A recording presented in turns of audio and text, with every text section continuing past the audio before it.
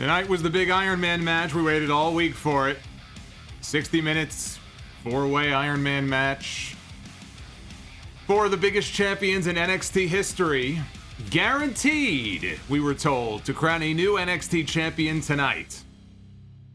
That's what they told us. And now we have a tie. They're going to drag this out one more week. We just invested 60 minutes of our time in what was otherwise a very good match, I thought. And I'll go into the specifics of what I thought about the match. But we invest an hour of our time to get a non-finish so they can get people to tune into next week's show. If that ain't some main roster shit, I don't know what is. We're going to talk about that and a whole lot more. This is your Sound Off Extra NXT review. Let's get into it.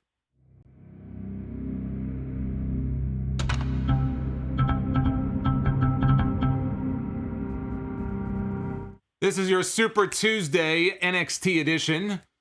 Solomonster Sounds Off review here for Tuesday, September 1st, 2020.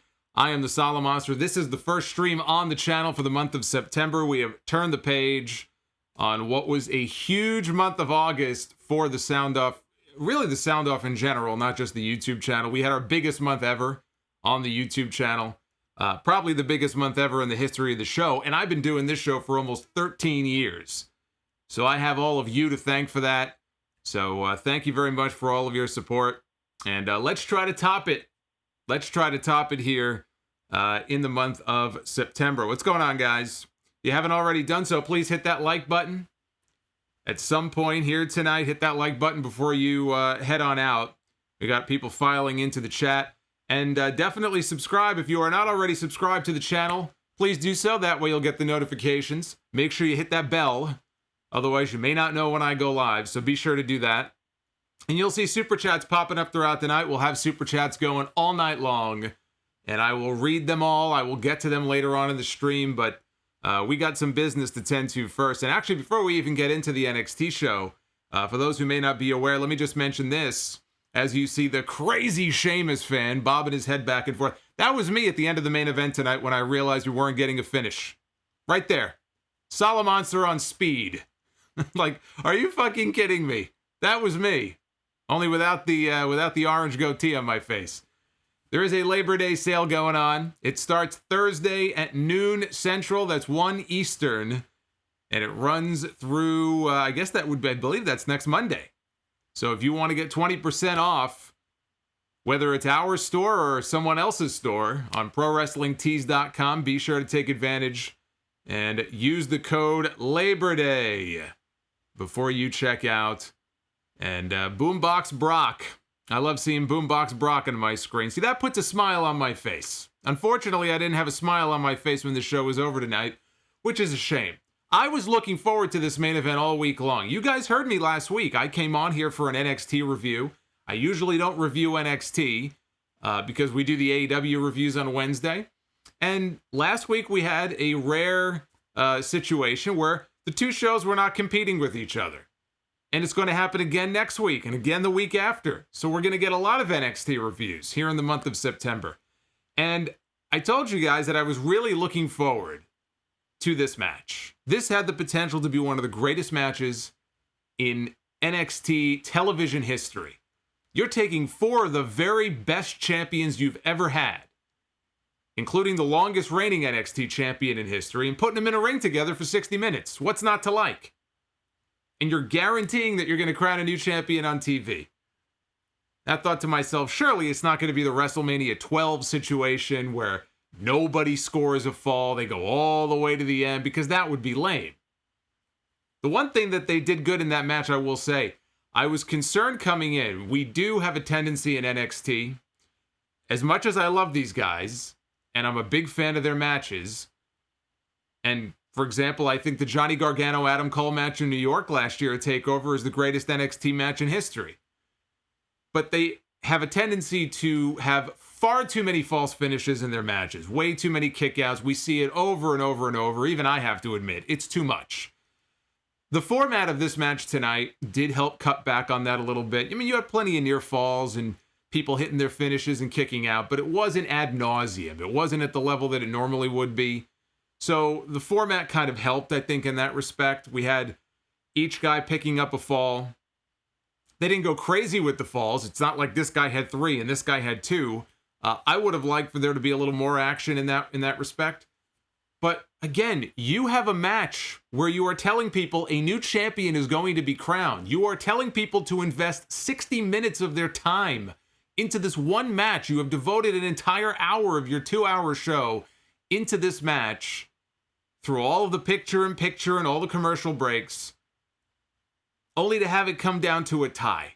I would have been able to digest that a little bit better if it was a 30-minute Iron Man match. And in some ways, I think maybe it would have worked better. Especially if they knew that was the finish they were going to do, this should have been a 30-minute Iron Man match. But they went the full 60. And then to have it end without a new champion crown, just to get people, you got to tune in next week to see the outcome. I know why they did it. I understand wanting people to tune into your show next week. But this ain't it. This ain't it. That was not the finish to do. And I'm willing to bet that left a sour taste in a lot of people's mouths. I haven't had a chance to ask everybody in the chat. Everybody in the chat, what did you think of that finish? I'm going to guess that there's a lot of very unhappy people right now in the chat. And it's too bad because these 4 guys went out there. I saw Johnny Gargano's tweet earlier today. Johnny Gargano was on Twitter. He was talking about, normally the toxicity of social media, blah, blah, blah. He's basically, kind of beating up on the fans a little bit before the show even went on the air. WWE guys have a tendency to do that, if you haven't noticed. But I get his point. He just wanted people to just enjoy the match. We went out there, we busted our ass. I think the show was taped. I don't know when, but I don't believe it aired live. And they did. They went out there and they worked hard. There were parts of the match I liked. There were parts of the match that I wasn't really a big fan of. I felt it dragged in a few spots. It's not going to go down as my favorite Iron Man match of all time. But these guys are out there busting their hump, and then it comes down to the final seconds, and you pull that bullshit finish out of your ass. And the other thing I don't like about it is these guys were out there for an hour, right? They're out there for an hour, and they're trying to get... Some guys are getting near falls, kicking out and stuff, right? We had very few falls in this match.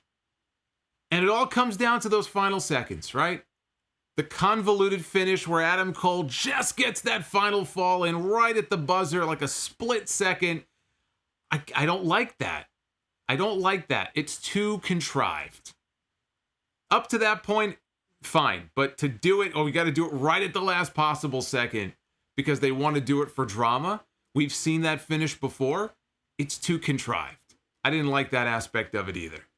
So they didn't do these guys any favors with this finish. That's what I'm saying here. I thought they did these guys a disservice with that finish.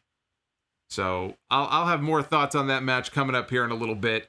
Aiden Rusk in the chat wants to know who won the title. The answer, Aiden, is nobody won the title. The title is still vacant. The championship is still vacant. I feel the same way about this finish that I felt, just to kind of tie it back to another time WWE did this. Think back to 1998, right? The Attitude Era that everybody loves to romanticize about.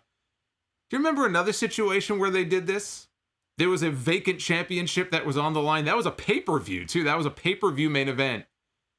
And it was The Undertaker against Kane. Stone Cold was the referee. And I guess they kind of got away with it because back then, Stone Cold could do no wrong. He was like a god. And the big story was Vince McMahon firing him.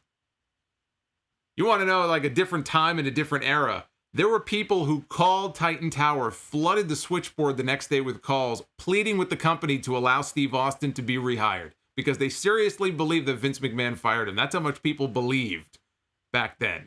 But they promised you a new champion, and they didn't deliver. They had Stone Cold beat both guys up, and then it dragged on into the Deadly Game tournament. I didn't like that either. I didn't like it then. I didn't like it now. 20 plus years later. You're cheating your audience when you do a finish like that. Let's talk a little bit about Mauro Ranallo. Mauro Ranallo was not on the show tonight. Mauro Ranallo will not be on the show anymore. We haven't seen him for the last few weeks. We found out today that his mother apparently is in poor health. He has been up in Canada, which is where he's from, being with his mom. I don't know how bad it is. It doesn't sound good. But he's been away from home. And WWE had a very interesting arrangement with him because he has not done commentary from Full Sail during the pandemic. So if you remember, when Mauro was there and they had Tom Phillips for a while, they would cut to Tom Phillips at the announce desk, and he was the only one sitting there. There was no Mauro, there was no Beth. Beth Phoenix isn't there either. They have these people set up at home so they could work remotely. Well, if Mauro's not home, he can't work remotely. He can't do commentary from his mother's house. But he made the decision, I guess. I don't know if he's been unhappy. I don't know if he's just ready to move on. But he decided to leave WWE on his own. It was his choice. It was not the company. He didn't get fired. There was no incident. Remember the last time he was on SmackDown for about a year and a half? How that ended? This was not like that. This is said to be an amicable parting of the ways. Mauro wanted to leave. I don't know what that says about the situation that Mauro, who is a big fan, and I would assume genuinely enjoyed being there and working with Nigel and all of them. And Nigel was furloughed. I don't know what his status is. What does it say that Mauro said, you know what? I'm not really happy doing this anymore. I think I'm going to leave. So, unfortunately, we're not going... And there it is, by the way, on your screen right now. One of the new Super Chats. I love that image that Randy Orton put up on the Tron last night. Yeah, a lot of times when they do these Photoshops, they try to do comedy on Monday Night Raw. When I say it's hit or miss, it's like 93% miss. That was funny. I actually laughed at that. So I said, I got to clip that and make that a Super Chat. But Mauro is gone. And I really think the match tonight, the main event, struggled a little bit without him. I think this match was right in his wheelhouse. I think he would have done really well calling a match like this. And unfortunately, and Vic Joseph, look, I don't want to knock the guy, but Vic Joseph is okay. He's fine, but there's nothing special about Vic Joseph. There's nothing special about Tom Phillips. There's nothing special about a lot of these announcers in WWE. They sound the same. They act the same. They do all the same stuff. They tell you the match is over when the match isn't over. It's, one of the things I liked about Mauro, even if you weren't really a fan of his, he had his own distinct voice. He's a professional announcer. The guy called one of the biggest fights of all time 3 years ago. Conor McGregor against Floyd Mayweather. One of the biggest fights of all time. It made millions of dollars. And Mauro Ranallo was the voice of that fight. I'm sure that's why WWE loved having him around. He was a legitimate announcer. He was still doing MMA and boxing too. He had a very special deal where he could still do all these things outside the company. Nobody else is allowed to do that.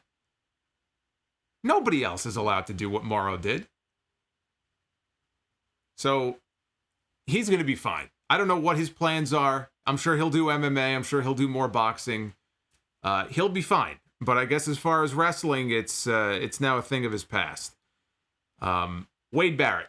Wade Barrett was back this week. This was his second week on NXT. I love Wade Barrett. Wade Barrett was made to do this. He's got the voice for it. I mean, we knew this if you heard him on NWA Power.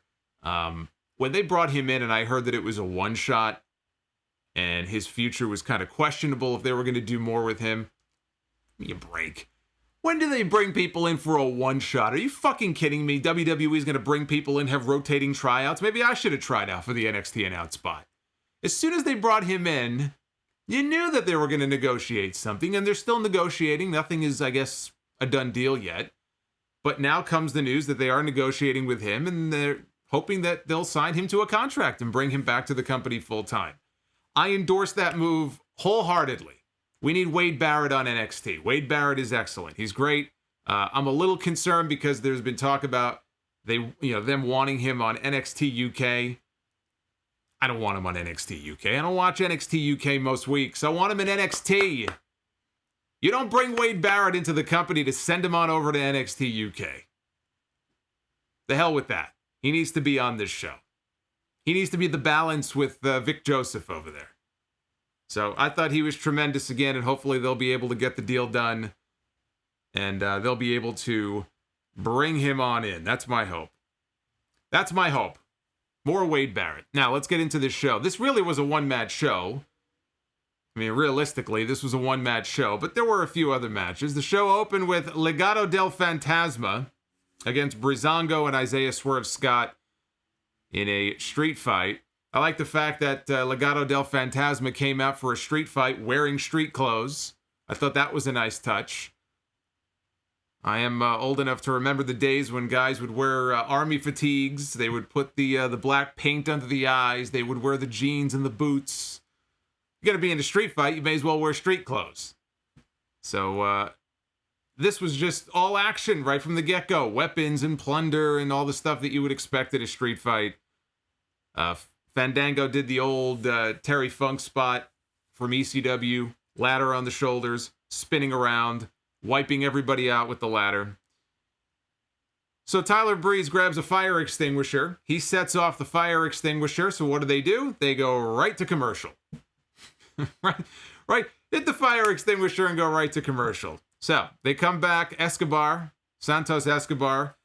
He hits the old King Cuerno. I call it the death tope. This guy has, I mean, he gets some speed on this thing. That's why I say King Cuerno. He used to do that all the time in Lucha Underground. He would kill people like a missile out of the ring with this dive.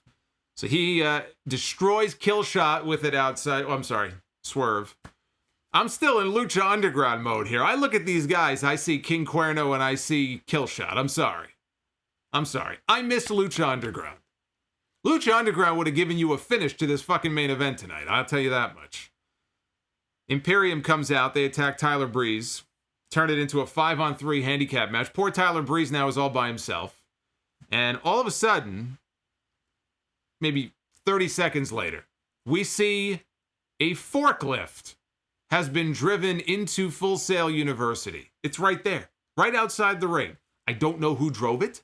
I don't know if it was Fandango. I don't know if it was a stagehand or somebody. All I know is that Fandango and Swerve were on top of a platform, on top of this forklift, and they did a dive all the way down onto the heels. I guess it must have been Fandango. He tweeted during the show. He said that he actually had a forklift license. He got his forklift license for about a month back in 2003. I wonder why a month. What must have gone wrong that he lost his license after a month? That's what I want to know. So the finish came with Swerve Scott catching Escobar with the JML driver, the half Nelson wheelbarrow deal that he does, slams him down, and he pins the Cruiserweight champion, which sets him up nicely now. That sets up Swerve very nicely now for the next crack at the NXT Cruiserweight Championship, which he was in line for the title shot anyway. I don't mind him pinning the champion here because he's going to get the shot. What I don't like is when they have people on TV pinning the champion if they're not next in line to get the shot. That to me is stupid, but we know he's getting the match. I thought it was a good opener. It was just a fun opener. All action. No rest holds. You know, it wasn't boring or anything. It was entertaining enough.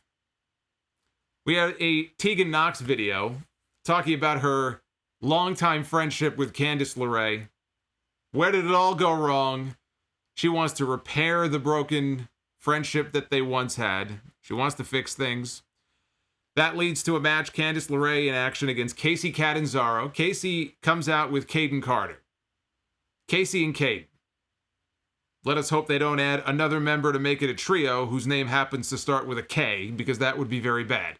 Casey and Caden's in her corner. They made them a tag team recently. They're trying. At least they're trying, right? We need more women's tag teams. They have women's tag team titles. They have no women's tag teams. It's all a bunch of singles wrestlers put together. The one women's tag team they had, they broke up. And whether you like the Iconics or not is not the point. My point is, the one actual women's team they had is no more. Because Peyton Royce is going to apparently be pushed now as a single, which I am all for. I didn't really give a shit about the Iconics as a unit. Peyton Royce as a singles, I'm interested in that. I definitely think that there's potential there. For sure. So this was 3 minutes. 3 minutes long. Candice LeRae got some offense in. She actually had a pretty good neck breaker in the ropes. takes down Casey with that. Looked like she was wrapping her up for some kind of leg submission, but instead, she curb stomped her into the mat. This was not a Seth Rollins curb stomp. This was a American History X curb stomp. This was a Pirate Paul Burchill, just full face curb stomp into the mat. And she pinned her 1, 2, 3. So Candice gets on the mic and she's going to address Tegan Knox. She gets on the mic and she says, I also want to fix things. I also want to resolve things. I want to repair what we once had. And so she says, come to my house. Dinner is on me. That's what she says. Come to my house. Dinner is on me. And we know Tegan Knox knows where she lives because if you remember that one skit many months ago on NXT, it might have been the first time we saw Candice and Johnny in their home. Who were they mocking in that skit? I don't remember who he was feuding with at the time. They were still baby faces. But if you remember, Tegan showed up to deliver a pizza. So she knows where they live. I just hope that when they tear that house up, and they will, they will, I just hope that when the chaos ensues and they start tearing up the house, that they don't knock the picture of Doc Hendricks off the wall. We've seen that picture on the wall, right? Good old Doc. I hope nothing happens to that photo. That's all I hope. What's going on, guys? We got a lot of people joining us tonight. Probably wanting to know who the new NXT champion is. Prepare to be disappointed. Rhea Ripley. Rhea Ripley, quick promo in the back. She is sick to death of Mercedes Martinez. She is sick to death of the Robert Stone brand sticking their nose in her business where it doesn't belong. She says, I thought I took you out last week or 2 weeks ago with that power bomb on the concrete, but I guess not. She goes, you know what? I don't want to just have any ordinary match with you, Mercedes. We're going to have a match. We're going to have a steel cage match. And later in the show, Mercedes Martinez accepted the challenge. And so next week, next Tuesday, again, it is going to be another Tuesday edition of NXT. Although I think this week and next week, they are replaying it tomorrow night on Sci-Fi. But I guess with the NHL playoffs or whatever, it got... Is there still an NHL game tomorrow? I don't watch hockey. I have no idea. If the series is over... Well, I mean, I guess if I'm them, I would just replay it on USA. But the whole reason NXT is on Tuesday tonight is because of the NHL. And I know they're replaying the show on Sci-Fi tomorrow night. So if you're interested, there you go. But we're going to get a cage match next week. I am looking forward to that. Rhea Ripley and Mercedes Martinez together in a match, steel cage. Sounds good to me. Sign me up for that. Then we had the Colossal Bronson Reed. That's his new nickname. Is it the Colossal or the Colossus? I heard the Colossal. Not a bad name. It's better than the Bodacious Barefoot Bro. The Bodacious Barefoot Bro. I'll take the Colossus or the Colossal, whatever the fuck. I don't even know what I'm saying anymore. At least the nicknames are marginally better in NXT. So he took on Timothy Thatcher. Thatcher's kicking at Reed. He's on the ground, kicking at his legs. And Reed says, basically, the hell with this. He hits a giant, just standing senton. Dumps all that weight. And there's a lot of it. Dumps it all right on top of poor Timothy Thatcher. Probably knocked the wind right out of his body. So then Bronson Reed hits a tope. Because everybody, no matter how big or small you may be, has to do a dive. So he does a dive through the ropes, and he takes down Timothy Thatcher outside. And behind the referee's back, I guess Thatcher maybe was back in the ring, and the ref was occupied with him. Here comes Austin Theory. Tackles. I mean, he tackles Bronson Reed from behind, clobbers him from behind. It almost looked like a running bulldog that he gave this guy on the floor. So he bulldogs him to the ground. I'm not calling him fat. He calls himself Thick Boy. Somebody in the chat's making a joke. He's like, you're calling him fat. He calls himself Thick Boy. Would it make you happier if I called him Thick Boy? I feel very weird calling someone Thick Boy, but if you want me to call him that, I'll call him Thick Boy. That's his fucking name. That's what he calls himself. He's a big guy. He's big boned. But it works for him. It works for him. So Austin Theory puts Thick Boy back in the ring, and Timothy Thatcher locks Reed in the Fujiwara armbar, and he's struggling. He's trying to break free, but he can't. He's got nowhere to go. He's got that armbar cinched in. And so Bronson Reed taps out. And that would seem to set up Timothy Thatcher now for the first shot at the North American title, owned by Damian Priest. You know, before it didn't make any sense because Thatcher lost to Finn Balor at TakeOver. Bronson Reed had a win on TV over Damian Priest before he became the champion, but now he lost. See, they took both guys, they put them in a match. Timothy Thatcher wins. He should be next in line for a title shot. Simple. I like Timothy Thatcher, so I look forward to that match.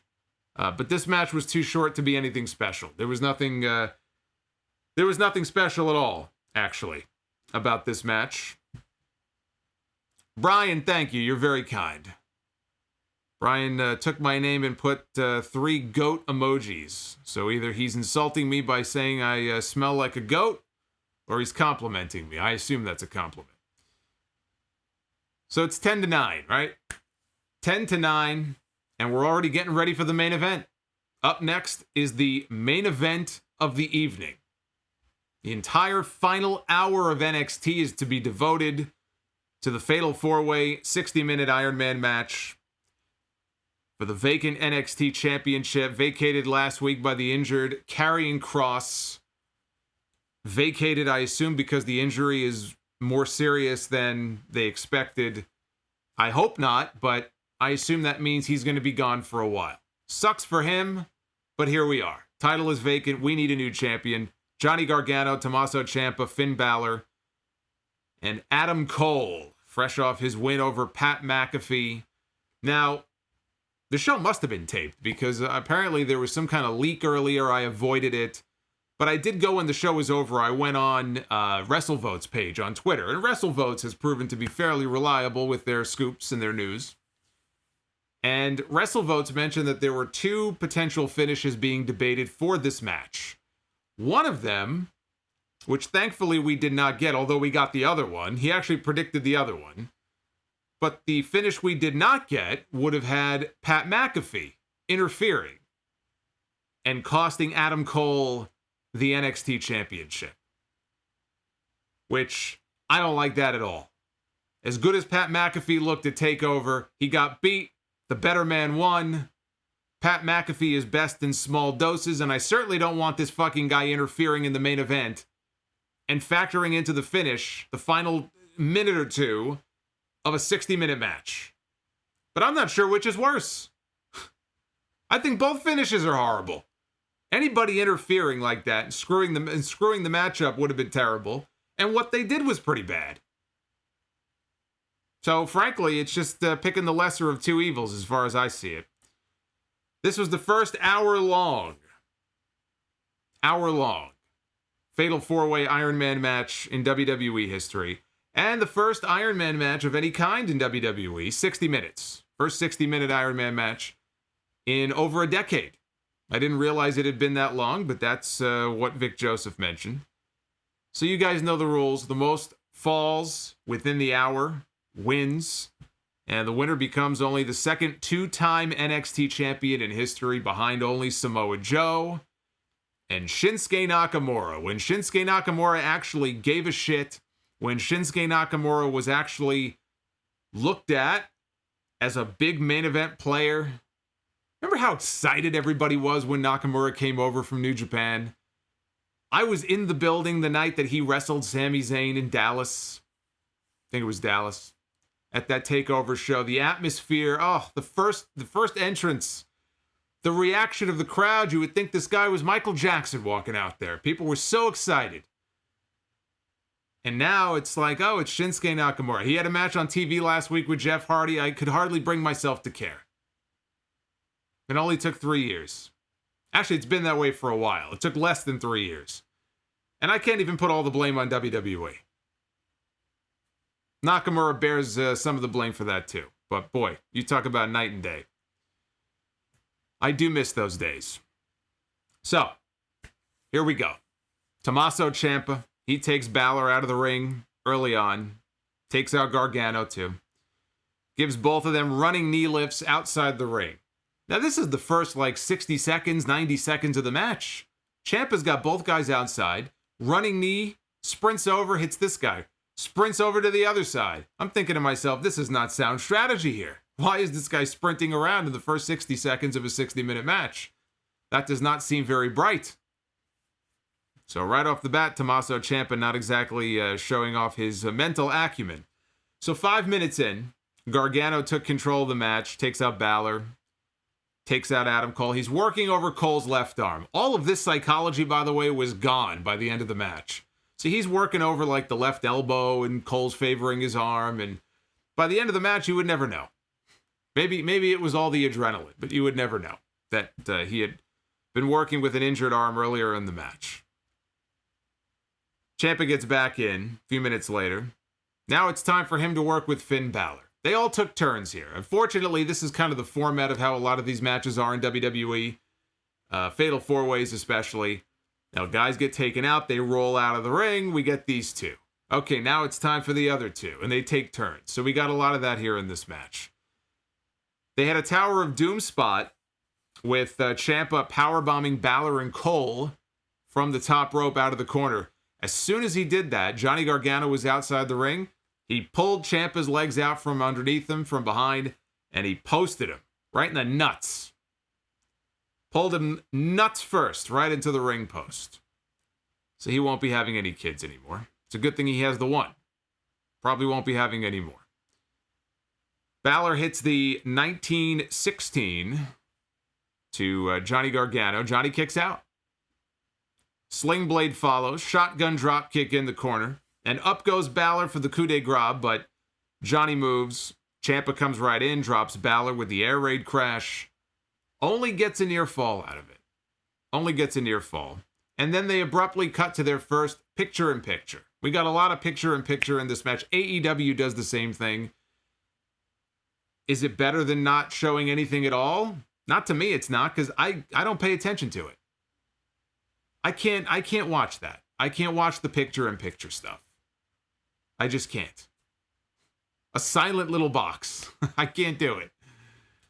So to me, I don't really... Maybe it works for you. I don't get the appeal of the whole picture-in-picture thing. It's just and the thing I don't like about it with AEW, and they've gotten better at this, but AEW had a really bad habit early on of having important stuff happen in the picture-in-picture. And I'm not just talking in-ring stuff. I'm talking backstage, promo-wise, during the picture-in-picture, and not always replaying it or explaining to us what happened when they would come back from commercial. Thankfully, NXT doesn't really do that. NXT, you're just watching the match. There's a rest hold. That's the whole thing. If you're working a rest hold, who gives a fuck? You know? Picture-in-picture so I can see you do a headlock. Fuck out of here with that. Who cares? So we come back from our first picture-in-picture. It's Adam Cole holding up the too sweet sign for Balor. He puts it up. Balor too sweets him back. But Balor don't trust him. And Balor immediately takes him out. He don't need no friends. It's an Iron Man match. You're not here to make friends. You're here to beat the piss out of the guy and pin him. Finn Balor understands this. So he sends Cole outside. And now Balor's running wild. Dive out over the top onto Cole and Gargano. Balor outside now. He's stalking. He's stalking Tommaso Ciampa. Hits him with a shotgun drop kick. Heads to the other side now. Another shotgun drop kick. This time to Cole and Gargano and Cole. Hits them with a shotgun drop kick. Puts Adam Cole back in the ring. And the coup de grace to Adam Cole. Finn Balor scores the first fall of this Iron Man match. Finn Balor was my pick to win. So I'm excited. I'm like, all right, here we go. I'm sure things are going to get knotted up, but all right, first fall here. Because I said coming in, I said there really is only two names who make sense to win this. Johnny Gargano should not win this match. And Adam Cole does not need to be the NXT champion again. Adam Cole is coming off the longest run in NXT history as the champion, over a year. Why put the title back on him? What sense does that make? So the only outcome that really made sense to me would have been Finn Balor winning or Tommaso Ciampa winning. Tommaso Ciampa just came back. He wants the title back that he never lost, just like Roman Reigns. Didn't we just see the same thing on the main roster? What makes Roman Reigns so much more special than Tommaso Ciampa? Roman Reigns is crowing, I never lost that championship. Well, neither did Tommaso Ciampa. Tommaso Ciampa got hurt. He wants Goldie back. So I was kind of hoping maybe Balor wins. It sets up a singles match for the next TakeOver show in October. That was my first mistake. Fantasy booking and trying to figure out the outcome here. But Balor got the first fall 26 minutes into the match. So we move on. Balor now slowing things down with a front face lock on Gargano. And we go back to the picture-in-picture. Lovely. And by the way, this is the problem with doing, and this is why they don't do them very often. This is the problem with doing a 60-minute Iron Man match on TV. I don't know that we have had a 60-minute Iron Man match on TV since the one with Triple H and Chris Benoit on Raw in 2004. I mean, correct me if I'm wrong. It was Triple H Benoit on Raw in 2004. The year before on SmackDown, we had Kurt Angle and Brock Lesnar. I don't believe we've had a 60-minute Iron Man match on television since then. Unless I'm forgetting one. We've had some 30-minute Iron Man matches like Kurt Angle and Shawn Michaels. But there's a reason why. There's a reason why these matches are not really designed for TV, because the constant commercial breaks, it just kills the flow of the match. And I said last week, that's the only thing that I wasn't looking forward to, were the constant breaks interrupting the flow of the match, and then just stalling and doing rest holds. So we got a lot of that, unfortunately, in this match. There was a spot outside the ring where Tommaso Ciampa, indefinitely in the chat, Cena versus Cena back in 2011. Unless that's some kind of match I must have missed. The John Cena imposter. I don't recall Cena versus Cena in 2011, unless you're thinking of Cena Orton. And that was on pay-per-view. That's actually one of the better 60-minute Iron Man matches they've ever done. I'll tell you what my favorites are when we get to the end of this review. Ciampa's outside the ring. He's going to do the Jake Atlas spot to Adam Cole. Last week on TV when Ciampa came back, poor Jake Atlas, he beat the fuck out of this kid. He put him outside the ring. He put him head first under the ring where all the metal beams are. And he gave him not a slingshot. Oh yeah, a slingshot. And he went up, throat first into the beams. So he went to go do the same thing here to Adam Cole. Balor, though, saved him with a basement dropkick. Now, why would Finn Balor do that? What is the reason that if you are in a four-way match and you see one guy is about to cripple the other one and take him out of the equation, that's one less opponent for you, why would Finn Balor save Adam Cole? Why not let him do the move first and then drop kick him? That didn't make any sense. But he saved him. Balor tosses Ciampa back inside, but Ciampa catches him with a DDT, and he hits the fairy tale ending. Gargano grabs Ciampa before he could capitalize and go for the pin, and he tosses Ciampa outside, and he steals the pin on Finn Balor, that little rat bastard. Johnny Gargano picks up the second fall. And we are all knotted up now, one fall apiece, with Gargano and Finn Balor 34 minutes into this 60-minute match. Adam Cole hits the last shot to Tommaso Ciampa. Ciampa kicks out at 2. We did have a few kickouts of finishers, but again, not nearly as many. Not nearly as many. If this were a TakeOver main event one-on-one, we would have had like 10 different kickouts. 10 different kickouts from like 5 different finishers. So at least, again, they were able to dial it back a little bit here in this match. Ciampa, though, gets right back up. Now, Cole hit him with the last shot. That's his finish. And Ciampa gets right back up. He turns Cole inside out with a lariat. Balor hits the sling blade to Cole, sets up for the shotgun drop kick, but Cole hits him with a super kick. Gargano slingshots himself into the ring. And as Gargano is slingshotting himself through the ropes into the ring, Adam Cole catches him. Boom! Super kick right to the face. So now Gargano is taken out. And he follows that up with the Panama Sunrise to Gargano to pick up his first fall 36 minutes into the match. So now everyone's picking up a fall here. This is where things start to pick up, and all of a sudden everybody's picking up a fall. Ciampa now is the only one. Tommaso Ciampa is the only one who has yet to pick up a fall in this match. We're 36 minutes in. Ciampa's got to play catch up. He does a double Willow's Bell, that double DDT. It's not really a draping DDT. Kind of, I guess. It's not like the Randy Orton draping DDT. Double Willow's Bell to Cole and Gargano. Fairy tale ending to Adam Cole. And Tommaso Ciampa gets his first fall. 38 minutes into this match. Everybody, all four men now are all tied at one fall apiece. We are right back where we started at the very beginning of this match. And I'm thinking, okay, that's to be expected. I expected everybody was going to at least get one, maybe more than one. Here's where things start to pick up. That's what I'm thinking. That's my mentality here as this match is going on. Inside, Balor and Ciampa, they take each other out with a double clothesline. Outside the ring, it's a double super kick spot. Down goes Gargano. Down goes Cole. Ciampa goes for an air raid crash to Adam Cole off the middle rope. Cole slips out, super kicks the back of Ciampa's left knee. Ciampa goes down. He's favoring his knee. Back to picture-in-picture we go. Off I went to go take a leak because I'm not watching picture-in-picture. I'm sorry. So I come back. There's still a commercial, by the way. I'm very efficient. I don't take a long time. It's not a long stream. I'm not talking about the stream I'm on right now. I'm talking about a different stream. But anyway, I come back, and the commercial break wraps up. We come back, and Balor puts Ciampa in a single leg crab. So he's working over that leg. Right now we're playing into the psychology of it. Ciampa's in a bad way. He's in agony. He makes it to the ropes. Sling blade. Ciampa gets up, sling blade to Ciampa, shotgun drop kick, Balor heads up top. Now we've got less than 10 minutes left. We are T-minus 10 minutes in this match. And we've got the double foot stomp coming up by Balor. He misses. Ciampa moves out of the way. He misses it. Johnny Gargano takes him out. He takes Adam Cole out.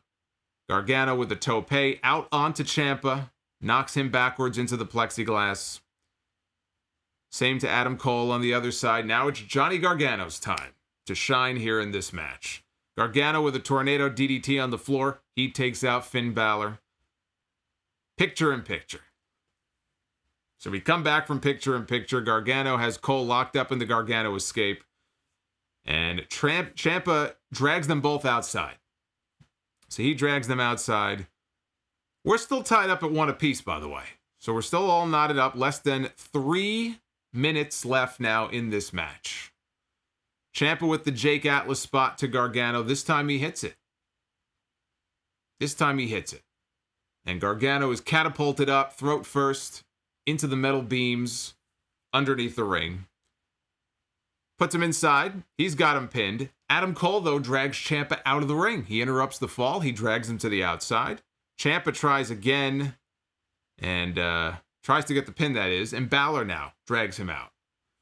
Ciampa limps. Once he takes him out, he's like, gonna try again. He limps back to the ring. And as soon as he gets into the ring, Johnny Gargano cradles him. And I thought that was a fall. They got me on that one. It's a very close near fall. Now we got 45 seconds left. We're down to the nitty gritty here in this match. 45 seconds. The only 45 seconds that really matters. Out of the last hour I've been sitting here, right? It's a 45-second mark here of this match. Ciampa drops Gargano off the middle rope with the air raid crash. Balor, though, comes off the top right after that with a stomp. Right on top of Ciampa. And he gets the pin with 20 seconds left in the match. And Wade Barrett, and I love Wade Barrett, but already on week 2, Wade Barrett, the victim of this WWE formula. He announces that Balor's the champion, even though the match is not over. It's the equivalent of saying, he's gonna win. So what do you think happened? Finn Balor, with 20 seconds left, he's got a win in his back pocket, and out of nowhere comes Adam Cole with the last shot to the back of the head. And they timed it where, with 3 seconds left in the match, Adam Cole pins Finn Balor. Adam Cole pins Finn Balor. So now we've got 2 men who were tied up at 2 falls apiece. And the bell rings, signaling the end of the match. The match is now over. So here we are. We have a tie. It's like the 1994 Royal Rumble all over again. What an awful decision that was, too, by the way, Jack Tunney. I still, after all these years, don't understand why he didn't just send him back in the ring to restart. No, we'll have co-winners. Idiot. William Regal comes down. William Regal doing his best Jack Tunney impersonation here. William Regal comes down. He's got the championship. Who's the champion, right? All this controversy. And he announces, he says, next week, we're going to have Super Tuesday 2. Super Tuesday Part 2. The sequel. The sequel is rarely better than the original, by the way. And next week, we're going to have a singles match. 1 fall to a finish. Finn Balor, 1-on-1 with Adam Cole. And whoever wins that match will be declared the new NXT champion. We are going into sudden death overtime 7 days later. You got to wait a week to find out who the new NXT champion is going to be. That is if they even crown a new champion. Maybe next week, there'll be another fuck finish of some kind. Maybe they're going to drag this out until TakeOver in October. It'll become like a running comedy skit. How many times can we come up with some kind of finish to not have a new NXT champion crowned? So we got a tie. We just spent 60 minutes of our time watching this match, invested in this match, a match that I thought the match was very good. I don't think this match is going to be looked back on as one of the all-time great matches in NXT. It just didn't feel like an epic match to me. It was missing something. Maybe it was missing the live audience. Maybe it was missing that takeover feel. Maybe it was missing a proper fucking finish. I'm sure all of those things played a role. I did think it dragged. I mean, look, every Iron Man match is going to drag in parts. But Iron Man matches can be set up in a whole variety of different ways. You can set it up in ways where you try to get some of the really exciting spots in, the later part of the match, come up with some kind of clever spot. I mean, we've seen this before in some Iron Man matches. But I just felt it was missing something. The effort was there. They busted their asses. They had a very good professional wrestling match, but this will not go down to me as one of the all-time great NXT matches. I was kind of hoping it would. I saw the caliber of everybody who was involved here, and I said, how could this not be? How could this not end up being one of the greatest matches in NXT history? If it's on the list, it's probably like a top 50. I just don't see it in that upper echelon of matches that, 5 years from now, we're all going to want to go back and watch. That's how I feel about it. The finish did not help. I understand why they did it. I do understand that. I understand why they did it. I wish they would have come up with some other hook for next week, because I just think this was a cheap cop-out finish. And maybe it would have been a little more palatable if it was 30 minutes and not 60. Maybe that was their fatal flaw. The match should have been half the amount of time it was if you knew you were going to drag this out an extra week and not give people what you pretty much promised you were going to give them. I don't know if they ever said that we guarantee there's going to be a new champion, but it's implied that if you're going to have a match for a championship that's vacant, that people are going to want to see an outcome. They're going to want to see a finish. And I thought that they smacked their audience in the face tonight. The NXT audience especially. I think NXT fans have certain expectations for NXT that are different than the expectations of the main roster. Believe me, the main roster expectations are very different. I think people sort of expect to be fucked over in various situations. Not necessarily in NXT. So I thought that was a cop-out finish and was just an insult to the people who spent an hour watching this match tonight. You can't do that at the end of an hour-long match. I know that, back in the day, Ric Flair would have all these 60-minute Broadways with people, and there were many of them that went to a draw. But this is different. He did that probably on a lot of live events, but this is a TV main event for a vacant championship. You got to give people a finish. You have to give people a finish. Now that they're doing the singles match next week, I have to believe Finn Balor is walking away with the title. I just think it's pointless to put the belt back on Adam Cole. What is accomplished? What is achieved? He does not need the title. But you put the belt on Finn Balor. Finn Balor is the closest thing out of these four guys to a babyface. None of them are really babyfaces. Finn Balor hasn't done anything different. He's still got that attitude about him. He's kind of heelish, but he was kind of the de facto babyface in this match. And I think putting it on him and maybe building to something with him and Ciampa is the way to go. Ciampa just came back. You can't, you got to keep him in the mix.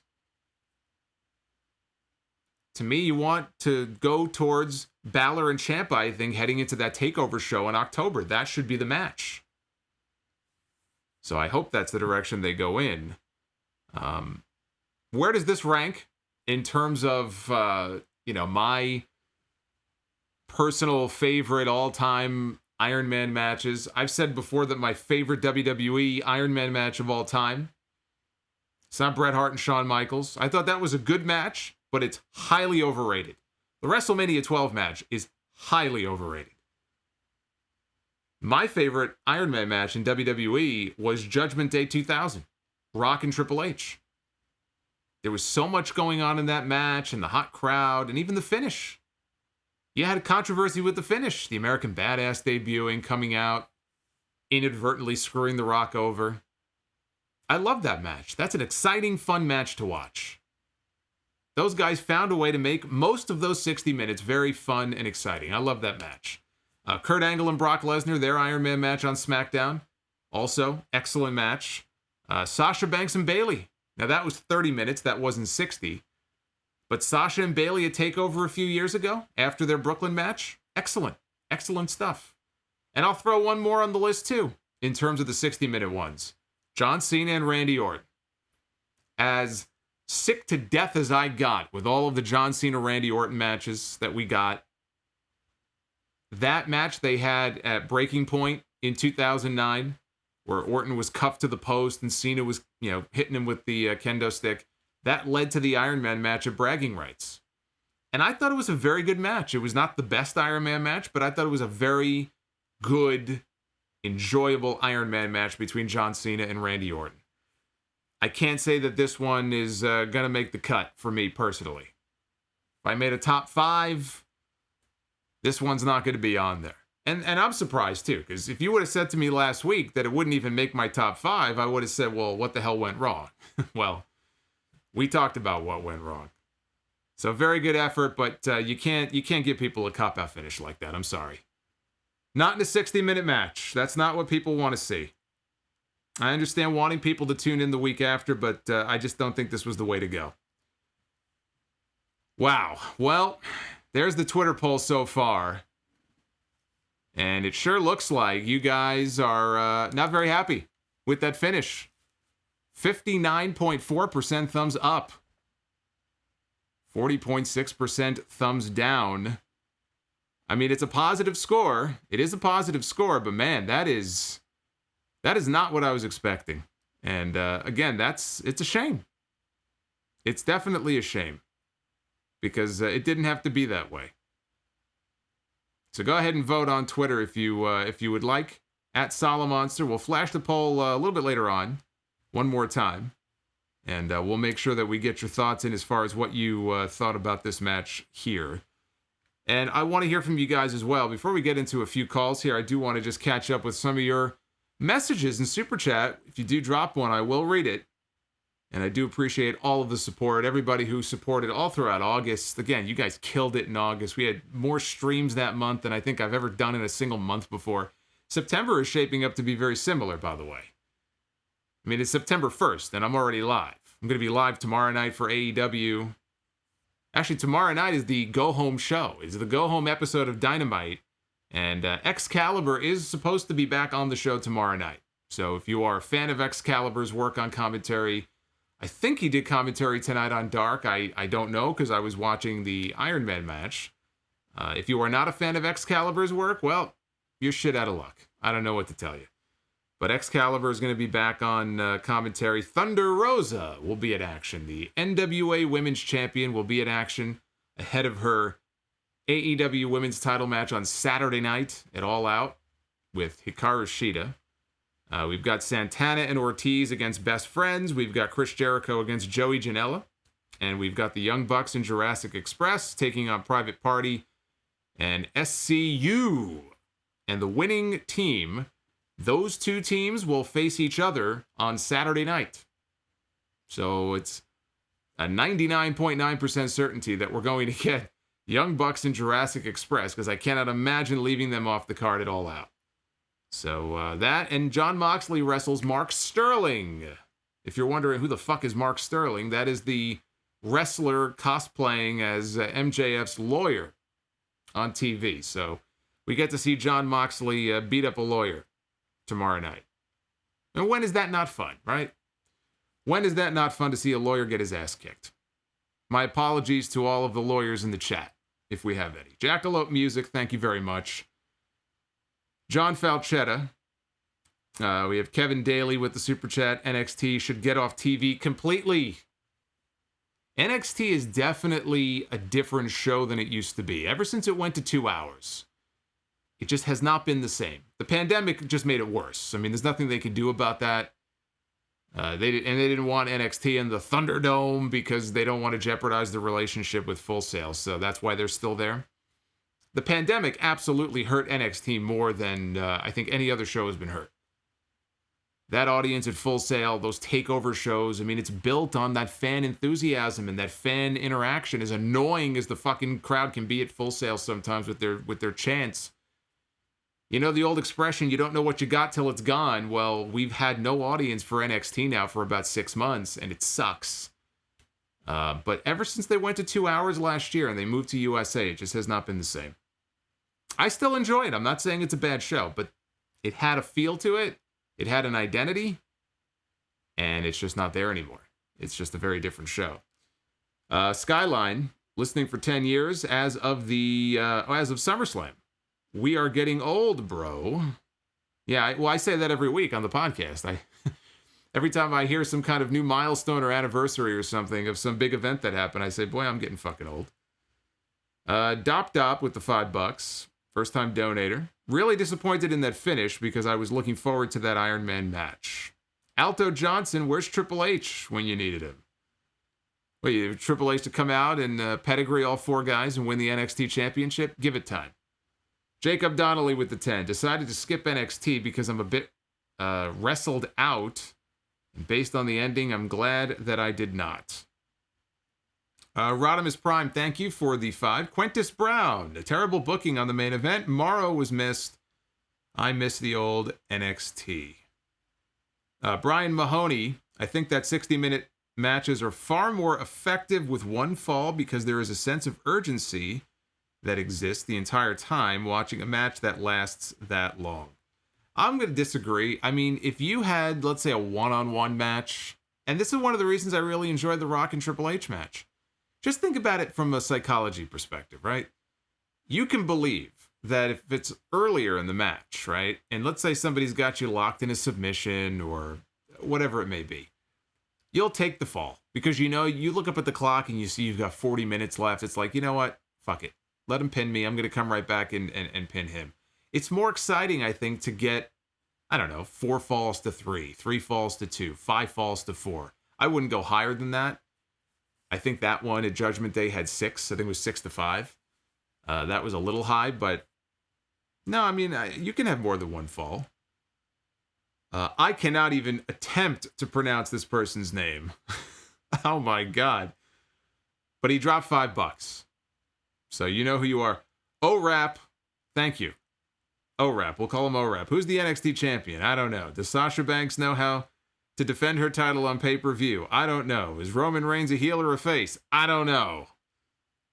JC Zephyr, just want to say hi to you and the chat since I will not be on due to a dinner date. Here is my donation. You mean to tell me that you are putting a dinner date with, I assume, a lovely lady over watching professional wrestling on TV? How dare you? James Griffin with the $20. Biggest super chat of the month so far. Hey man, as a follow-up to the question I asked on Sunday, you asked me if I had anyone in mind to do an R. Kelly or to be R. Kelly in that Gayle King interview. And well, since I think you're a smart guy, who could you see doing that? It could be anybody. If you wanted to have a wrestling angle that replicated that R. Kelly freak out years ago in the interview with Gayle King, you can plug anybody in there. Maybe not like a Roman Reigns or someone stoic like that, but I don't know. I mean, you could do it with almost anybody if you wanted to. Miz? Rob Maletta, dumb finish. Ever since Ciampa came back from neck surgery, Paul has buried him, losing big matches to Finn, Cole, Gargano, Cross, and now this. And Jordan, what do you think about heel DIY as tag team champions? You know, DIY was fantastic, but again, it just seems like a step down for them. But I guess if they're not going to go to the main roster, then what else are you going to do? You know, singles-wise, who do you plug them in with if you don't put them together as a team? I mean, I guess it could be cool. It almost feels beneath them, though. Because you're taking them out of the main event picture. You're taking them out of that top mix. And they don't have a lot of teams to begin with. So it's almost like if Ciampa and Gargano win the belts from Breezango, I mean, what next? You need teams. If you had a strong tag team division, I'd say, hell yeah. Where is this strong tag team division? I'll tell you what I think actually might be their best bet. If they're going to get called up to the main roster, and I know Ciampa before said that if they're going to call me up, I'll retire. And I don't know if that had more to do with just, you know, the horror stories that some people go through when they're called up or the travel or whatever. But let's say he had a change of heart, right? He's going to be called up to Raw or he's going to be called up to SmackDown. I said this on Sunday's show. The tag team division on both shows, Raw and SmackDown right now, is unbelievably weak. All the people who bitch about the women's division in AEW, you better be prepared to bitch about the tag team division in WWE. And that includes NXT. But Raw and SmackDown are not strong enough to stand on their own with two separate tag team divisions. They got to merge those two divisions. If they're going to have a draft or a shakeup next month or in October, merge those divisions, do exactly what you do with the women's tag belts. I like that. I like the formula of floating champions who can compete. They can have a program for a month or two with this team on this brand, and then they can float on over to this brand and pop into NXT, you know, to pop a rating or whatever and have a tag team title match. If you merge them, then you might have a decent number of teams. Even then, it's not a great tag team division. Ciampa and Gargano, though, the reason I bring this up, I would almost think that maybe you want to bring them up as a heel DIY team. I don't know that you want to bring Gargano and Ciampa up as singles, because I don't trust that if you do that they're not going to end up anywhere but main event. Look at what happened to Ricochet and other people. We're going to get a match on main event this week, by the way, which should be a fucking banger between Ricochet and Mustafa Pin Me. They're going to have a match on main event. Now, why that match is on main event and not on Raw, I have no fucking idea. But they're hyping it up on Twitter. I think main event drops on Thursday. I'm looking forward to watching that match. Gargano and Ciampa may be destined to land there themselves if they get brought up as single stars. Because you know the people in that company, in the upper echelon there, maybe not Paul, but they're going to look at these guys, especially Gargano. He's not a big guy. I don't have any faith that if they're brought up as singles, that they're going to be put in a position to succeed as any kind of big star. Maybe you bring them up as a heel team. Because guess what? Every team could eventually be broken up. Look at what they're doing in WWE now.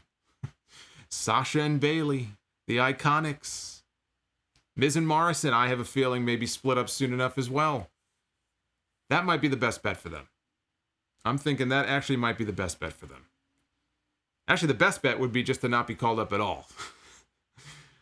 Because I have absolutely zero faith whatsoever that they would do right by them. Yes, it's very sad. Somebody in the chat goes, "Who is Ricochet?" Yes, who indeed? Who indeed? What a sad story. What a sad case that is. Let's see if 903 agrees. Don't you? Whoa. Hello? Hello? Hey. Hey. Solomonster? That's me. What in the world was that noise? I don't know. All right. But I'm very shocked that I'm on. So I'm glad to be on here. First of all, I want to just say thank you. You doing a amazing job. And I listen to you while I'm at work. I'm so surprised that you called in for me. First off, I did not see NXT tonight, but I've been listening to your review, and I am upset with that ending. Mm-hmm. I would have to think that Finn Balor is going to win next week. Do you think that it will be a Finn Balor and Tommaso?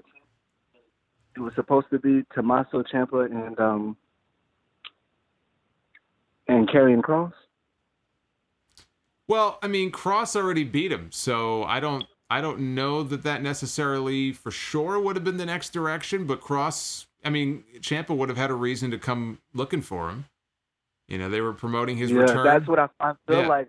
Yeah, they were promoting his return. Like that's what they were coming for.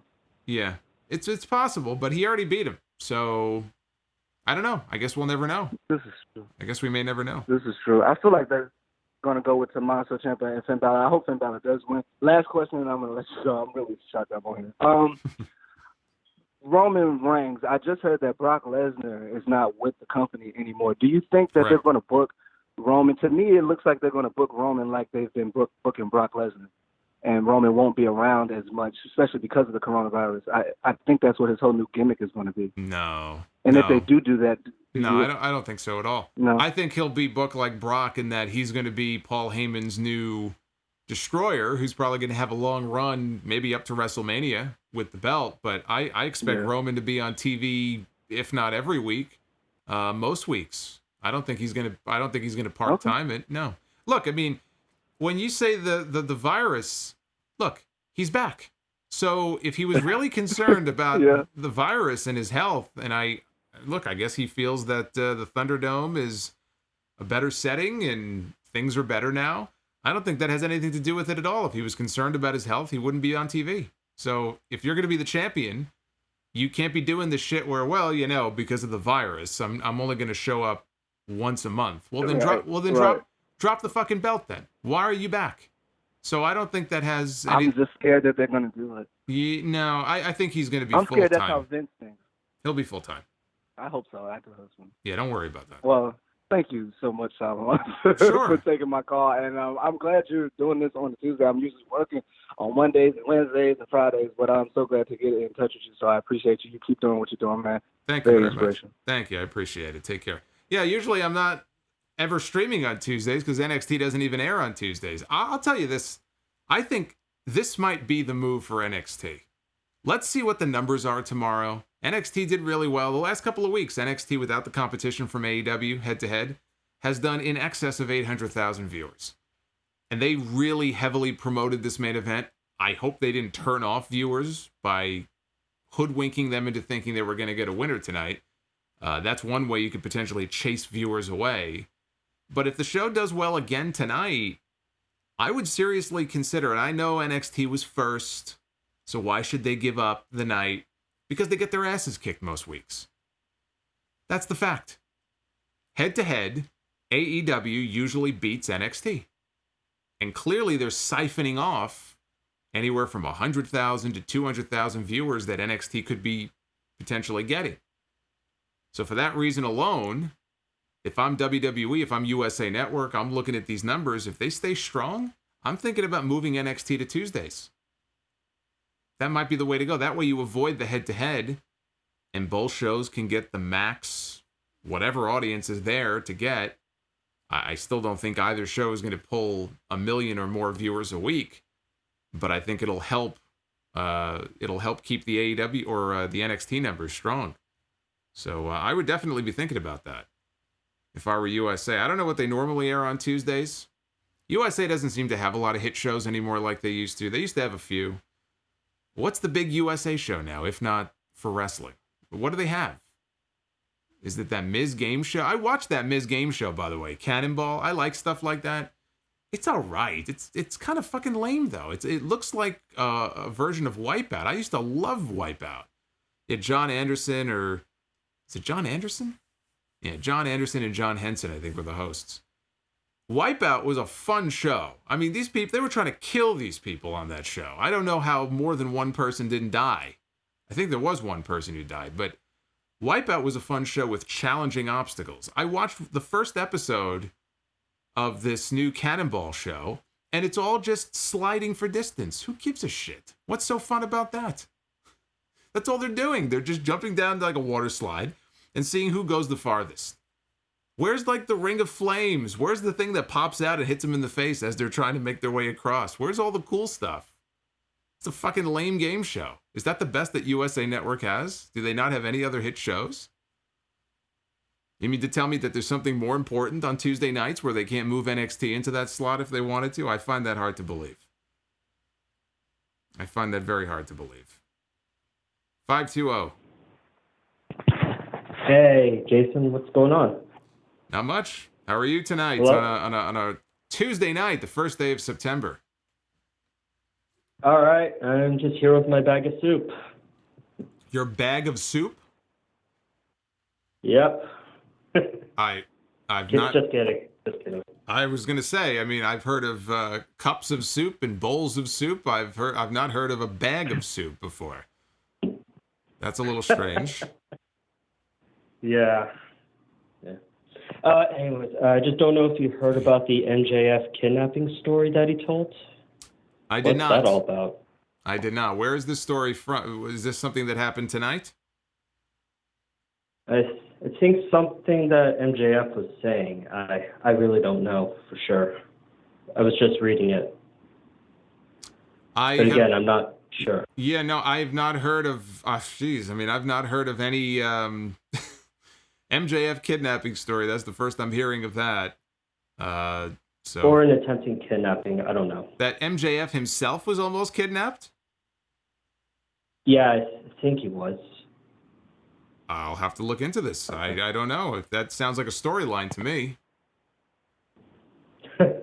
Probably something he'd make up, but I don't know about that.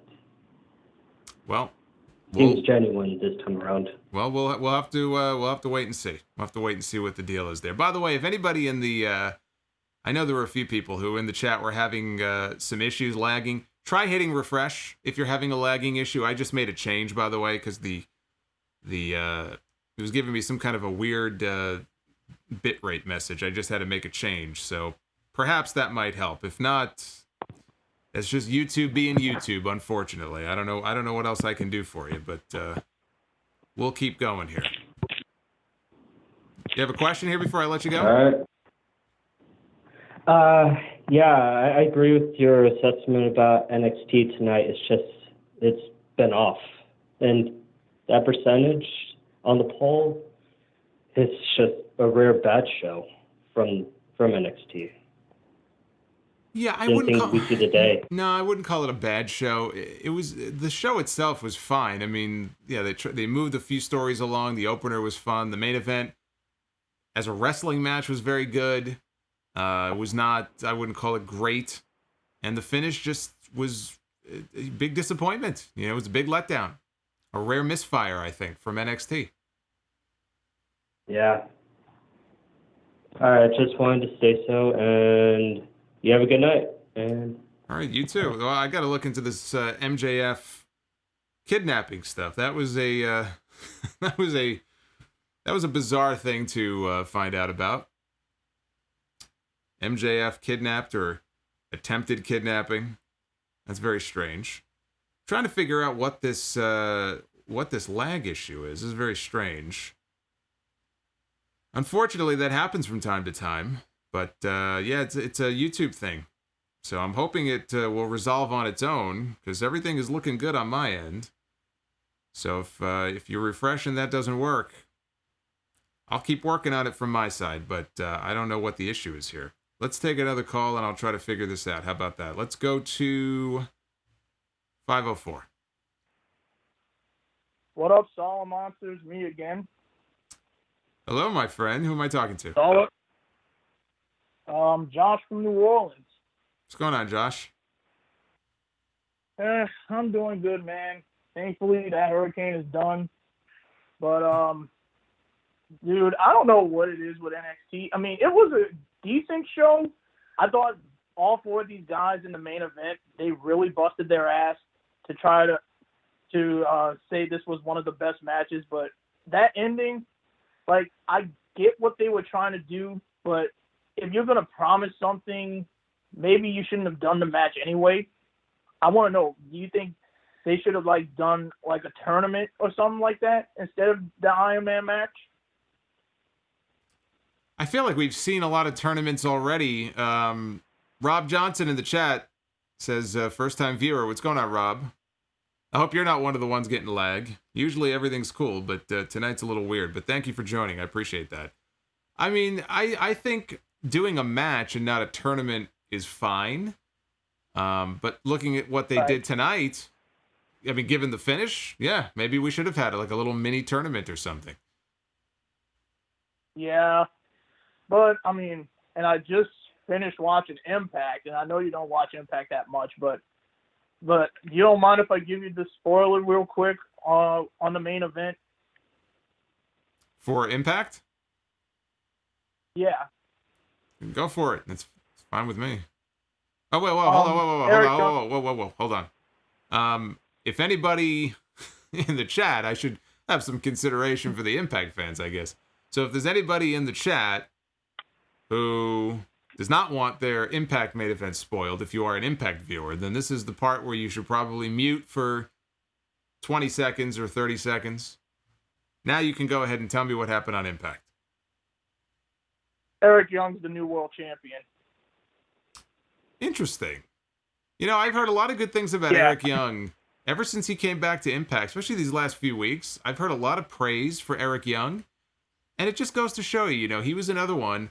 I personally was not a huge proponent of him coming to WWE, or I don't know, it just felt to me like he wasn't somebody that would have really fit well in there. And I guess it kind of proved my point because they never did jack shit with him. And to see him having success outside of WWE is a cool thing because WWE never gave two shits about Eric Young. And Eric Young came out and talked about his conversations with Vince McMahon and the broken system in WWE. And so if he's going out and having success and you know, putting on some of the best matches he's had in years, then he wouldn't be the first one who WWE dropped the ball on. They could have done something with him. Yeah. And they didn't do anything with him. So I'm happy for him. Mm-hmm. Like, and I'm like, it really caught me by surprise because I was watching both shows at the same time. And I'm like, at least we got a new champion. I mean, I wish they could have, like, this is just me saying this, and I think they should really take notes on this. Don't advertise something that you're going to promise and you don't deliver. And I think that was the thing that really hurt the main event for me. But look, I understood what they try to do. They want to get people interested for next week's show. Mm-hmm. I mean, they could have done it without that, just saying. I mean, that's just how I'm seeing it. Yeah. No, I mean, they could have gone any number of ways with it if they wanted to do that. You know what you could have done? If they knew they were going to have 2 weeks of this Super Tuesday nonsense, then they should have had some kind of a match this week. And they've done this before. If you remember years ago, when Shawn Michaels was the Intercontinental Champion, he got popped for steroids, as the story goes, failed a drug test. And so he was suspended. Right. And on Monday Night Raw, they had a battle royal. They had a 20-man battle royal. And the rules were that the last 2 men left standing in the battle royal would go on the following week to have a singles match to crown a new Intercontinental Champion. It was Razor Ramon against Rick the Model Martel. They were the last 2 men in the ring. They went to Raw the next week, and they had a match, and they had a finish, and a new champion was crowned. So you know what? Why couldn't they do something like that? Maybe they should have had a battle royal. Even if it was even if it was 10 men, 10, 15, 20 man battle royal, you could have had that go, maybe not an hour, but you could have had that go 30, 40 minutes with the stipulation that whoever the final 2 men left standing are, on part 2 of Super Tuesday, they go on to have a singles match, and then we're going to crown a new NXT champion. So instead of doing the bait and switch because they want the viewers by making them think they're going to have a new champion, and then we're like, oops, sorry, we're just kidding. Don't lie to your fucking audience. You have that match, the Battle Royal, and the last 2 men left standing could be Finn Balor and Adam Cole, and they go on the next week and have a championship match. Why couldn't you do that? At least then you're not insulting your audience. I felt like they could have done that. And I don't even recall NXT doing anything like that before they moved to USA Network. No, they never did. NXT was always the belle of the ball. Everybody, the way that people kind of talk about AEW now is the way people used to talk about NXT. You never saw stuff like that. You never saw. It was very rare. I used to say when NXT maybe had a story that I wasn't really into, or there was a story that I didn't know where it was going, I would say, you know what? I trust them. I put my faith and trust in Triple H and NXT because they haven't let me down yet. I felt the same way about Lucha Underground. I didn't worry about the booking so much because rarely, if ever, was I left angry or disappointed when a big match or a show was over. So yeah, that used to be NXT. NXT had that reputation, and they still have a good reputation, but it's not the same. This is not something you would have seen a year ago or 3 years ago in NXT. Right. And I was just thinking, I saw a lot of people on Twitter saying, I want the old NXT back. And look, I know it's a long stretch. Mauro's gone. He's doing his own thing now. I mean, I'm going to miss the guy on NXT. I think that's the thing that really made NXT so special, in my honest opinion, because it was his legit passion of the sport that he loves. Like any sport he calls, I think it's a legit passion that nobody could ever duplicate. And maybe as soon as he left, I'm like, I think that's part of the thing that's going to be different with NXT that we got to get used to, in my honest opinion. Yeah, I think you're right. I think you're absolutely right. Anything else before I let you go? Well, I know it's September and I have a birthday that's going to be coming up in a couple of weeks, so I'm going to be turning 27. So lucky 27, I guess. Yeah, congratulations! Happy early birthday. What day is your birthday? It's on the 24th. Okay, so that Sunday is a WWE pay-per-view. That's going to be their gift to you, Clash of Champions. Lucky. Oh joy! That's like yeah, lucky you. That's my birthday. Lucky you. Yeah, like oh joy.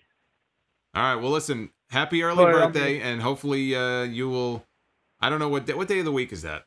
Is that Thursday? I think that's on a Thursday. Okay. Well, I'll be streaming live after Clash of Champions, so even if Clash of Champions is a dud, you at least can come back here and join the stream. Oh, I will. Awesome. I will. Cool. Nice talking to you, man. You too. Hopefully things are a little bit better for you guys. I think I tried to fix whatever the issue was. I think I know what it is, but I don't think it's something that can be changed once the stream starts. But hopefully it's a little bit better for you.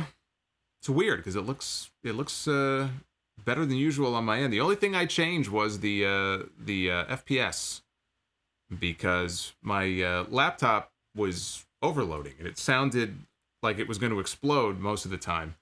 So I dropped it from 60 FPS to 30. It's the only change I made. I don't see why that would affect what you guys are experiencing, though. So, but you'll let me know. You'll let me know. You'll give me that feedback, and we'll fix whatever the issue is. 301. Good evening, Solomonster. This is Ren from Pittsburgh. How are you doing? I am doing all right. How about yourself?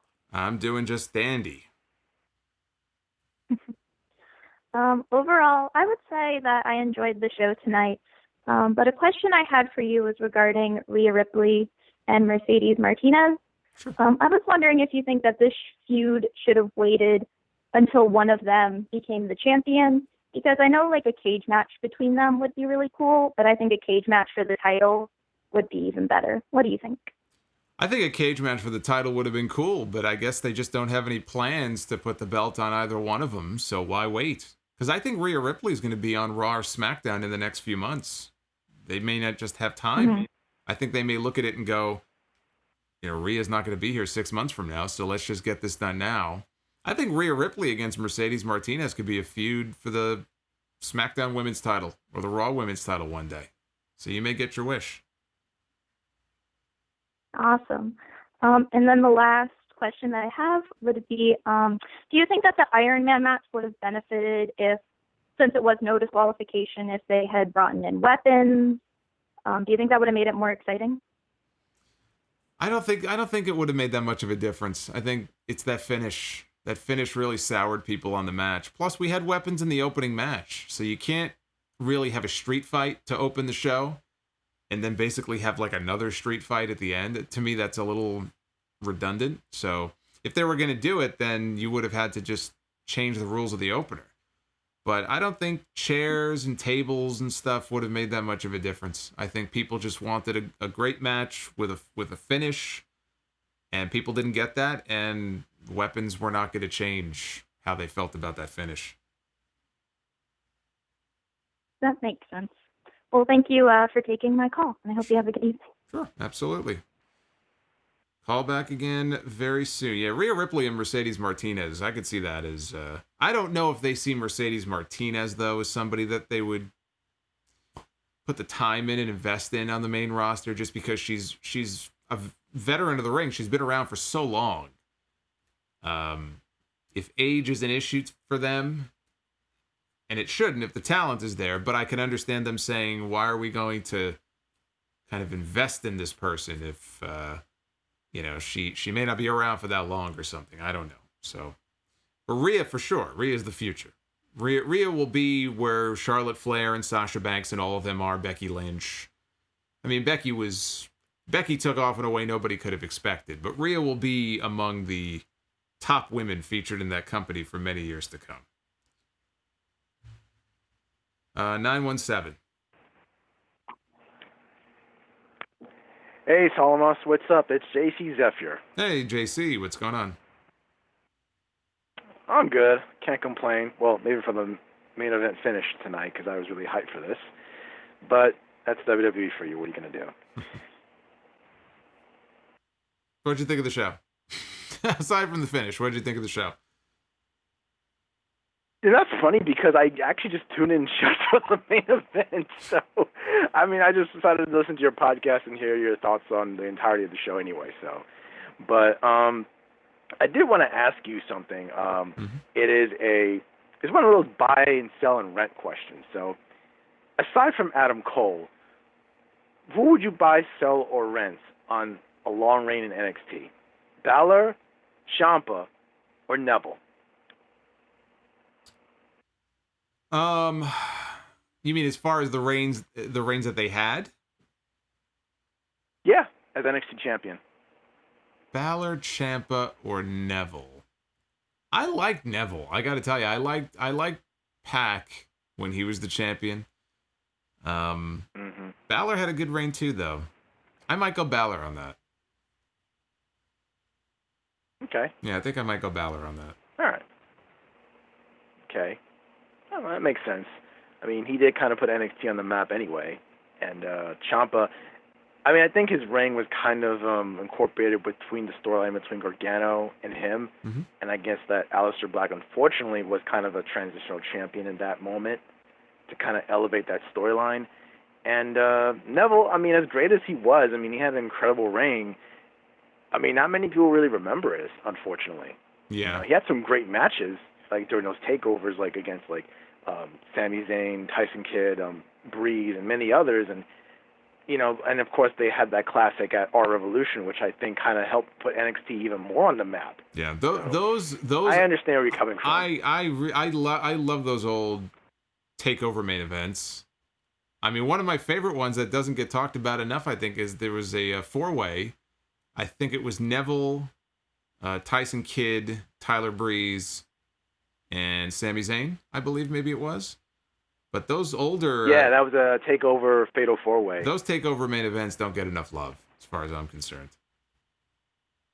Yeah, unfortunately. But, Yeah. I mean, but they're hidden gems, I guess you could say. Same thing with when Neville beat Bo Dallas in that ladder match at Arrival when the network first launched. That's right. Back in 2014. That's right. That's a great one as well. Cool. So, but, I mean, what can I say? But, I mean, like you said earlier, I mean, NXT kind of losing it's waning away because that fan interaction in Full Sail makes it special. It's they're forgetting what brought them to the dance. And also, I think it's just completely foolish because whether they want to admit it or not, they're competing with AEW. There's a competition every week with NXT and AEW. And I will say this about AEW. There are weeks where I think it's a good show. There are weeks where I think it's a great show. But I'm not, sometimes the show is not as strong as it is other weeks. But the one thing they don't do, typically, they don't fuck you over on these finishes or by false advertising something. And they make a I've heard Tony Khan talk about it. There's like certain things they don't do. You don't see disqualifications.